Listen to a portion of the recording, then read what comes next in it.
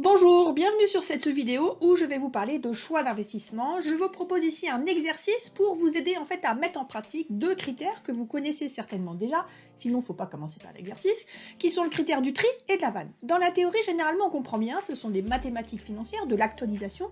Là, les concepts sont assez simples. Mais dès lors qu'il faut mettre en pratique et faire des exercices ou faire du choix d'investissement, c'est un peu plus compliqué. Dans cet exercice qui va être corrigé, je vous propose donc un cas particulier, le cas où le tri et la vanne conduisent à des choix divergents, et je vous propose aussi de vous montrer les fonctions Excel nécessaires pour aller plus vite dans la décision. Bienvenue sur ma chaîne vidéo, je suis la prof Carole Grillet, je suis enseignante depuis plus de 20 ans et je vous partage un peu chaque semaine des vidéos de cours en gestion comptable et financière, voire fiscale. N'hésitez pas à vous abonner si ce n'est pas déjà fait. Je vous laisse vous installer si vous avez besoin d'un papier, de crayon, d'une calculatrice, voire d'un ordinateur. Je vous explique tout ça, juste le temps d'un petit jingle.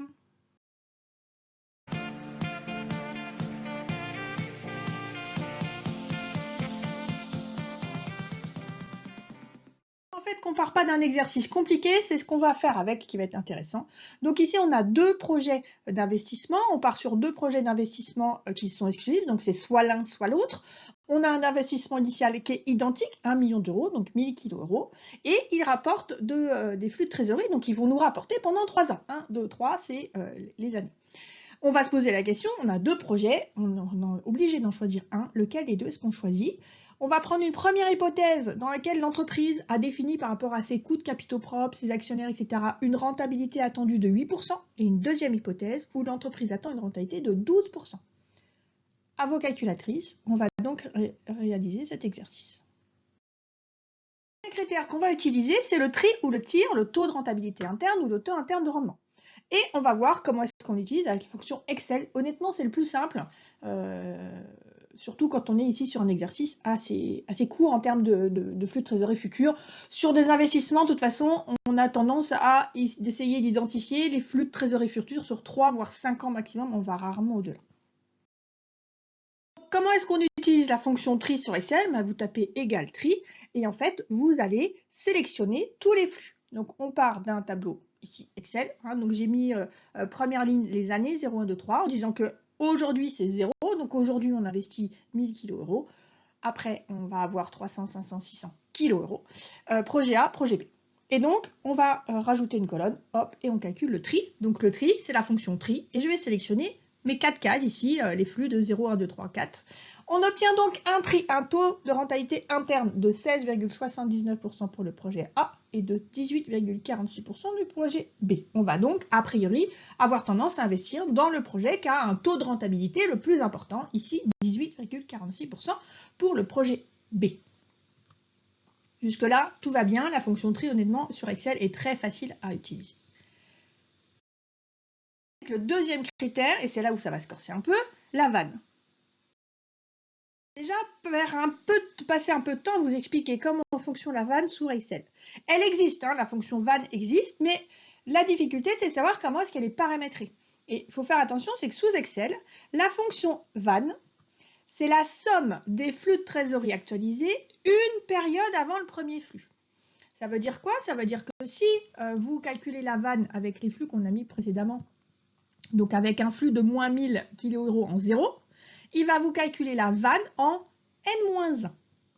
Donc l'astuce sous Excel pour utiliser la fonction vanne, c'est quand on calcule la vanne d'un projet, on va dire c'est égal à l'investissement de départ, donc moins i, donc ici moins 1000, plus la vanne des flux futurs, donc ici la vanne des flux de 1, 2, 3 périodes.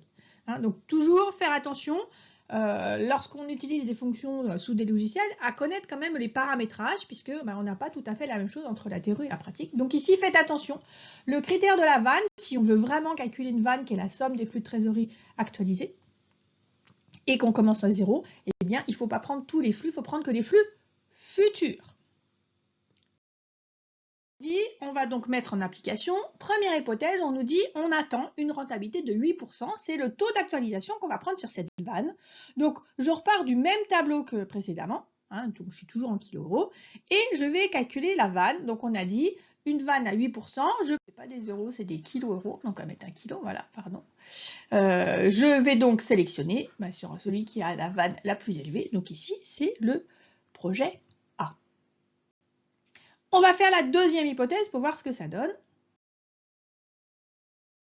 Cette fois-ci, j'attends un taux d'actualisation de 12%. Même principe, je calcule ma vanne dans ma formule, je remplace le 8% par le 12%, c'est le taux d'actualisation qu'on me demande. Et cette fois-ci, pareil, attention, c'est des kilo-euros, excusez-moi.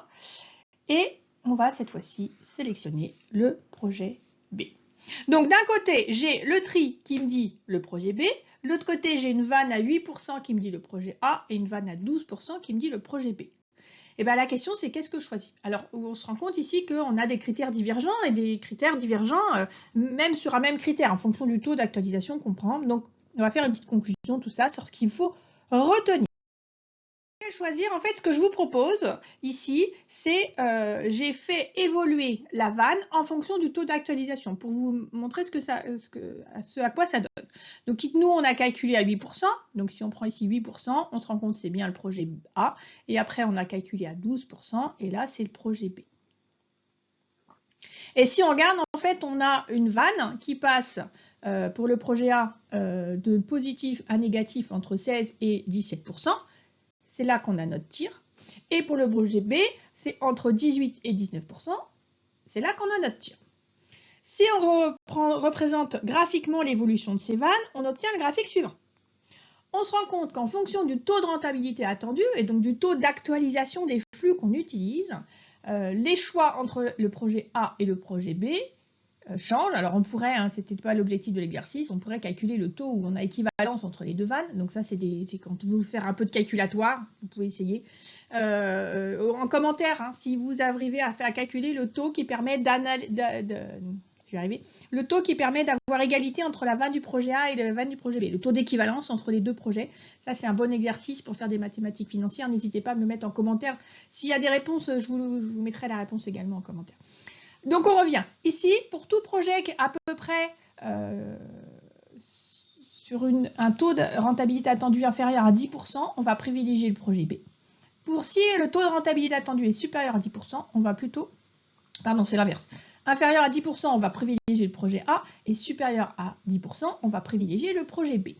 Donc, ce qu'il faut retenir de ça, première chose, le premier critère à choisir, si on a le choix entre la vanne et le tir, désolé, mais c'est la vanne.